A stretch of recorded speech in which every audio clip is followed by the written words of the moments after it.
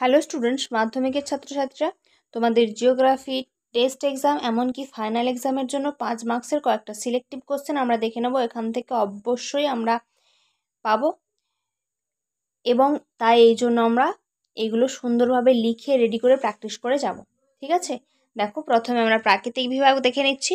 রয়েছে 3টে অধ্যায়, যে কোনো 2টো অধ্যায় থেকে তোমরা সম্পূর্ণ কোশ্চেন করলেই পাবে, যে কোনো একটা অধ্যায় তোমরা স্কিপ করে যেতে পারো। 3টে অধ্যায় থেকে আমার কোশ্চেন দেওয়া রয়েছে, যে যেটাভাবে করতে চাও করবে। ঠিক আছে, যে কোনো 2টো অধ্যায় থেকে যদি করো অবশ্যই তোমরা পাবে, কারণ বহির্জাত প্রক্রিয়া থেকে একটি থাকে, বায়ুমণ্ডল থেকে 2টি কোশ্চেন দেওয়া থাকে, আর সমুদ্র স্রোত থেকে দেওয়া থাকে।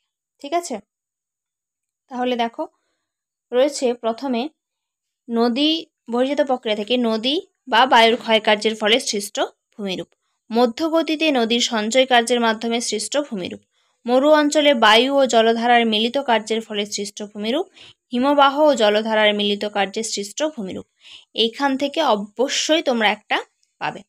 এক্ষেত্রে খেয়াল রেখো, নদীর ক্ষয়কার্য এবং বায়ুর ক্ষয়কার্য দুটোই তোমাদেরকে করে রাখতে হবে। ওকে, এরপর আমরা আসছি পরের অধ্যায় বায়ুমণ্ডল। এখান থেকে কিন্তু 2টো কোশ্চেন দেওয়া থাকে তোমাদের কোশ্চেন পেপারে। ঠিক আছে, তাই একটু বেশি কোশ্চেন দেওয়া রয়েছে। তোমরা চাইলে বায়ুমণ্ডল অধ্যায়টা নাও করতে পারো, বহির্জাত প্রক্রিয়া থেকে সমস্ত কোশ্চেন এবং সমুদ্র স্রোত থেকে মাত্র 2 থেকে 3টে কোশ্চেন হয় করতে পারো, তাহলেই তোমরা পেয়ে যেতে পারবে। এই ট্রিক্সগুলো কিন্তু তোমরা খেয়াল করলে ইজিলি তোমাদের নাম্বার তুলতে সুবিধা হবে। ওকে, দেখো দেখে নিই বায়ুমণ্ডলের কোশ্চেনগুলো। রয়েছে বায়ুমণ্ডলে উষ্ণতার তারতম্যের কারণ। বৃষ্টিপাতের শ্রেণীবিভাগ করে যে কোনো এক প্রকার বৃষ্টিপাত সম্পর্কে আলোচনা করো। বিশ্ব উষ্ণায়নের প্রভাব।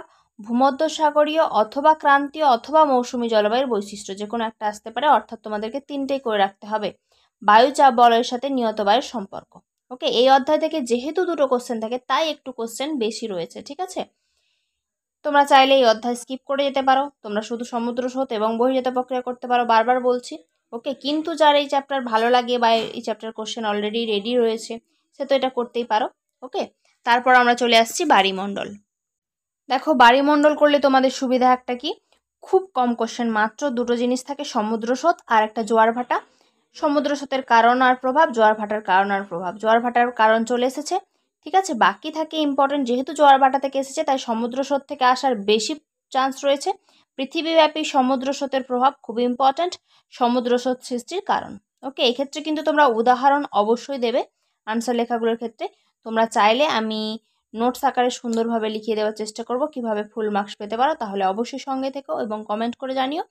আর দেখো কোশ্চেনগুলো দেখে নাও। পৃথিবীব্যাপী সমুদ্র স্রোতের প্রভাব, সমুদ্র স্রোত সৃষ্টির কারণ, এই দুটোতে ইম্পর্টেন্ট করতেই হচ্ছে। যদি এক্সট্রা করতে চাও তাহলে জোয়ার ভাটার ফলাফল করতে পারো, অর্থাৎ প্রভাবটা। ঠিক আছে, যেহেতু তোমরা যদি এইভাবে করো যে তোমরা বায়ুমণ্ডলটা হয়তো করবে না, এখান থেকে বেশি কোশ্চেন করতে হয়, তাহলে তোমরা তো শুধুমাত্র বহির্জাত প্রক্রিয়ার বায়ুমণ্ডল করছো, তাহলে এক্সট্রা জোয়ার ভাটার ফলাফল বা প্রভাবটা করে রেখো, অসুবিধা কি রয়েছে।